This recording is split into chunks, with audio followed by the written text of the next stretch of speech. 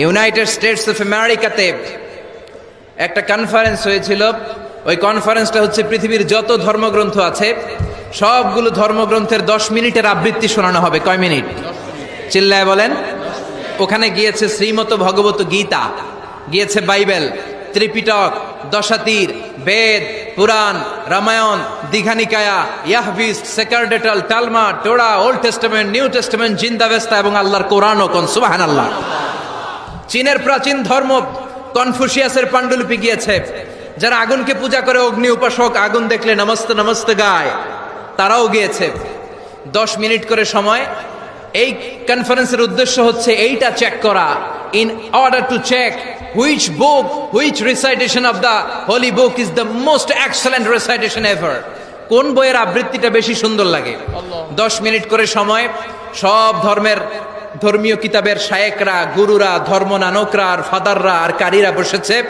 বিচারকের সামনে 2টা বাটন, একটা গ্রিন বাটন, একটা রেড বাটন, একটা সবুজ বাতি, একটা লাল বাতি। আবৃত্তির সময় 10 মিনিট। চিল্লায় বলেন কয় মিনিট? সবুজ বাতিতে চাপ দিলে আবৃত্তি শুরু, রেড বাটনে চাপলে আবৃত্তি শেষ। প্রথমে ডাকা হয়েছে শ্রীমত ভগবত গীতা। 10 মিনিটের জন্য যে পড়তে শুরু করেছে, ওম নমো ভগবতী বাসুদেবায়। 10 মিনিট পড়েছে। পড়ার পরে বিচারক রেড বাটনে প্রেস করেছে, সময় শেষ, নেমে গিয়েছে। এরপরে ডাকা হয়েছে ত্রিপিটক, বিনয় পিটক, শাম পিটক, অভিধর্ম পিটক মিলে 3টা পিটক। এটা বৌদ্ধ ভাইদের কিতাব। এরা বলে ওম শান্তি, ওম শান্তি। আসলে মিয়ানমারে ওরা যা করছে ওদের বলা দরকার ওম অশান্তি, ওম অশান্তি। ওরা বুদ্ধাং শরণং গচ্ছামি, ধাম্মাং শরণং গচ্ছামি পড়তে পড়তে 10 মিনিট শেষ, চলে গেল। এরপরে ডাকা হলো দশাতীর, দশাতীরের ওরাও পড়লো। এরপরে ডাকা হলো গ্রন্থ সাহেব, পড়লো।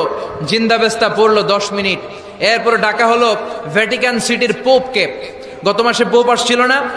এই পোপের আগের পোপ, তাকে ডাকা হলো to recite the Holi Bible for 10 minutes. 10 মিনিটের জন্য বাইবেল পড়তে আসেন।